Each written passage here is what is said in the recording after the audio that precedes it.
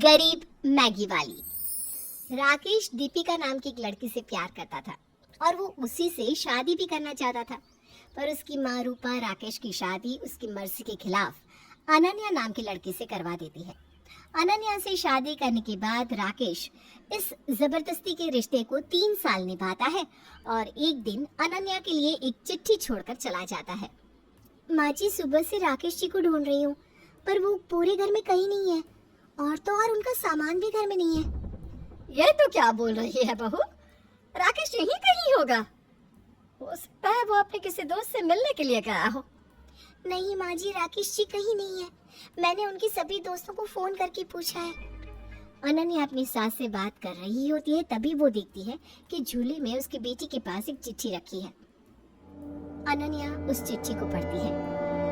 अनन्या, मैं तुमसे शादी नहीं करना चाहता था, पर माँ के दबाव में आकर मैंने तुमसे शादी की और मैंने पूरे दिल से इस रिश्ते को निभाने की कोशिश भी करी, पर मैं इसमें नाकाम रहा। और आज जब मुझे मेरा खोया हुआ प्यार मिला तो मैं खुद को रोक नहीं पाया और इसलिए मैंने खुद को इस रिश्ते से आज़ाद कर लिया। उम्मीद है तुम भी हमारे बेटे के साथ आगे बढ़ जाओगे। राकेश की चिट्ठी पढ़कर अनन्या को बहुत ठेस पहुंचती है। वो रोते हुए अपनी सास रूपा को सब कुछ बता देती है। राकेश की चिट्ठी सुनकर रूपा अनन्या को ही इन सब का दोषी ठहराती है। कल मुही, तुझ में ही कोई कमी होगी, तभी मेरा बेटा घर छोड़कर चला गया। अब जब मेरा बेटा ही यहाँ नहीं है तो मैं तुझे और तेरी बेटी को क्यों रखूं? निकल जा मेरे घर से। अनन्या अपनी छोटी सी बेटी को लेकर अपनी गरीब माँ विमला के पास जाती है, जो अनन्या की शादी करने के बाद अकेले अपने छोटे से घर में रह रही थी। अनन्या अपनी माँ को सब कुछ सच सच बता देती है। उसकी माँ को भी बहुत ठेस पहुंचती है और वो उसको अपने ही घर में रख लेती है। ऐसे ही एक दिन अनन्या बाहर कुछ सामान लेने के लिए जा रही थी, तभी उसके मोहल्ले की कुछ औरतें उसे देखकर बातें बनाने लगती हैं। अरे बहन, देख रही हो इस औरत को? एक नंबर की मनहूस है, मनहूस। अरे बहन, ये तो विमला बहन की बेटी है ना, जिसके भी कुछ साल पहले विमला बहन ने बड़ी मुश्किलों से शादी की थी। अरे वही तो है, तभी तो मैं इसे मनहूस कह रही हूँ। जानती नहीं, जब पैदा हुई तो अपने बाप को खा गई और जब शादी करके गई तो अपनी माँ को और भी कंगाल कर गई और ससुराल में जाकर अपने ससुराल वालों की जिंदगी खराब कर दी।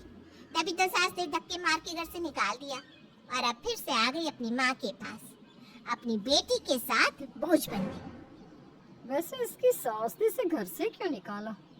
अरे क्या पता बहन, वो तो इसके घर वाले और इसका पति ही जाने।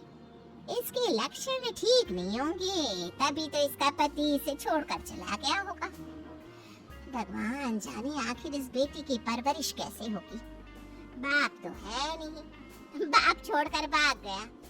बेचारी विमला बहन पता नहीं कैसे पालेगी इस बच्ची को। दोनों पड़ोसन आपस में बात कर रही थी, तो वही सब अनन्या सुन लेती है। वो किसी को जवाब देना नहीं चाहती थी, क्योंकि लोगों का क्या है, लोगों का मुंह तो कोई नहीं बंद करवा सकता। इसलिए वो वहाँ से अपने घर चली जाती है और अपने कमरे में अपनी बेटी के पास बैठकर फूट फूट कर रोने लगती है। उसके रोने की आवाज़ सुन विमला अनन्या के कमरे में आती है और रोने की वजह पूछती है, जिस पर अनन्या अपनी सास को सब कुछ बता देती है।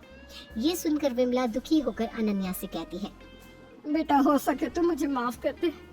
मेरी वजह से आज तेरी जिंदगी बर्बाद हुई है, साथ ही मेरी इस छोटी सी नातिन के भविष्य पर भी बात आन पड़ी है। नहीं नहीं मम्मी, ऐसा नहीं है। आपने तो अच्छा सोचकर ही मेरी शादी इनसे करवाई, लेकिन मेरी किस्मत में शायद पति का प्यार लिखा ही नहीं था। पर मैं अपनी बेटी की परवरिश और आपकी देखभाल इस तरह रोते हुए नहीं कर सकती। अब मैं अपनी बेटी की अच्छी परवरिश के लिए, साथ ही आपके लिए मैं काम करूंगी। एक इंडिपेंडेंट वुमेन बनूंगी, जो अपनी बेटी के साथ अपना घर और अपना बाहर का काम भी संभाल सकती है, और इन औरतों का मुंह भी मैं बंद करूंगी। अनन्या की बात से विमला राजी हो जाती है और उसको बाहर काम करने के लिए इजाजत दे देती है। ऐसे ही अनन्या हर रोज बाहर काम की तलाश में जाती, लेकिन उसे कोई भी काम नहीं देता, क्योंकि उसकी बच्ची अभी कुछ ही महीनों की थी। ये देखकर अनन्या एक बार फिर दुखी हो जाती है और दुखी होकर अपने घर आती है। तो विमला उससे पूछती है, अनन्या बेटा, क्या हो गया? तू इस तरह उदास क्यों है? मम्मी, मुझे कोई जॉब नहीं दे रहा, मुझे कोई काम पर नहीं रख रहा, क्योंकि मेरी एक छोटी बच्ची है। ये सुनते ही विमला भी अब थोड़ी शांत हो जाती है। तभी अनन्या के कान में एक आवाज आती है। भेलपुरी ले लो, भेलपुरी। ए भैया मुझे चाहिए, ये भेलपुरी वाला आया, हे भेलपुरी वाला आया। आवाजें सुनकर अनन्या बाहर आती है और देखती है कि भेलपुरी वाला आया है और बच्चे चिल्लाते हुए भेलपुरी वाले के पास गए हैं और उस भेलपुरी वाले के छोटे से ठेले पर बहुत ही ज्यादा भीड़ लगी हुई है। ये देखकर अनन्या अपनी माँ से कहती है, मम्मी मैं सबसे अच्छा खाने में क्या बनाती हूँ? मुझे तो तेरे हाथ की हर एक चीज लाजवाब लगती है, पर तू ऐसा क्यों पूछ रही है बेटा? मम्मी वो देखो भेलपुरी वाले को, उसके पास कितनी भीड़ लगी है। मैं सोच रही हूँ कि मैं भी बच्चों के लिए साथ ही और लोगों के लिए ऐसा ही कुछ बनाऊं और बच्चों के साथ साथ सभी के लिए बेचूं। इस तरह पब्लिक भी खुश हो जाएगी और मेरी बिक्री भी हो जाएगी, साथ ही मेरा घर भी चल जाएगा। पर बेटा आखिर तू क्या बेचेगी? हमारे पास तो बेचने के लिए कुछ भी नहीं है। मम्मी मैंने मार्केट में हर एक चीज देखी है सिवाय मैगी के। कच्ची मैगी तो हर मार्केट में आती है, लेकिन बनी बनाई मैगी मैंने आज तक नहीं देखी और इसलिए मैं अब मार्केट में मैगी बेचूंगी और मैगी बेचने के लिए सामान लाना होगा, वो सामान मैं लेकर आती हूँ। अरे पर बेटा हमारे पास तो पैसे ही नहीं है, तू कहाँ से लाएगी सामान के पैसे?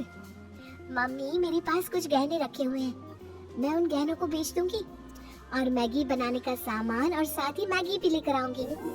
अब क्या था, अनन्या अपने कुछ गहनों को बेच देती है और मैगी बनाने का सामान ले आती है, जिसके बाद अनन्या मैगी को बना कर अपने घर के बाहर बेचने लगती है। शुरुआती दिनों में अनन्या की मैगी नहीं बिकती।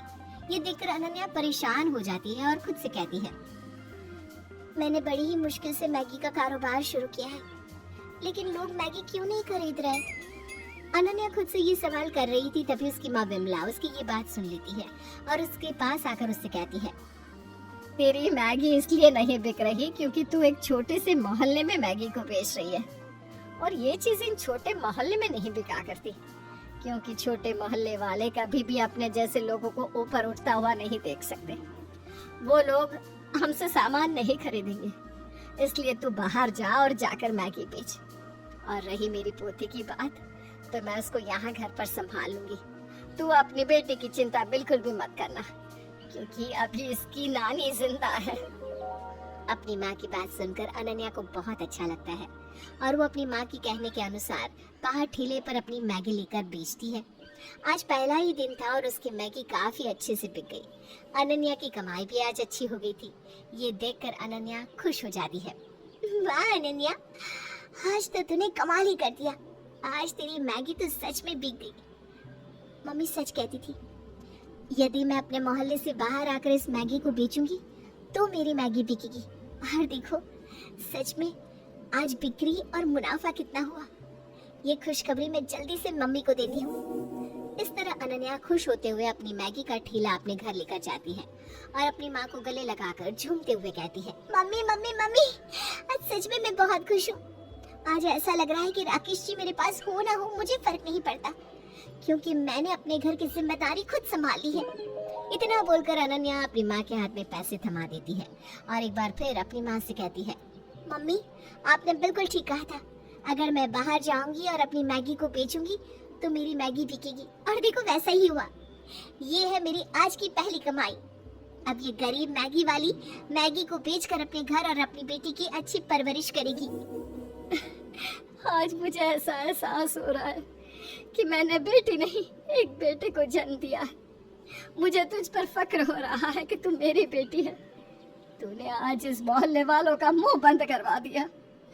बेटा सच में आज तेरी तारीफ के लिए मेरे पास शब्द नहीं बचे। मम्मी मुझे भी आपकी बेटी होकर बहुत अच्छा महसूस हो रहा है।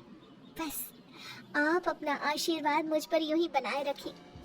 अरे मेरा आशीर्वाद तो हमेशा तेरे साथ है और रहेगा।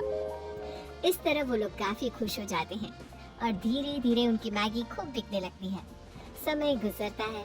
गुजरते समय के साथ अनन्या की मैगी इतनी बिकती है कि अब अनन्या ठेले को एक छोटी सी मैगी शॉप में तब्दील कर देती है। उसकी इस मैगी शॉप में तरह तरह की मैगी मिलती, साथ ही काफी भीड़ भी रहती। इस तरह वो अपनी बेटी और माँ के साथ खुशी से रहने लगती है।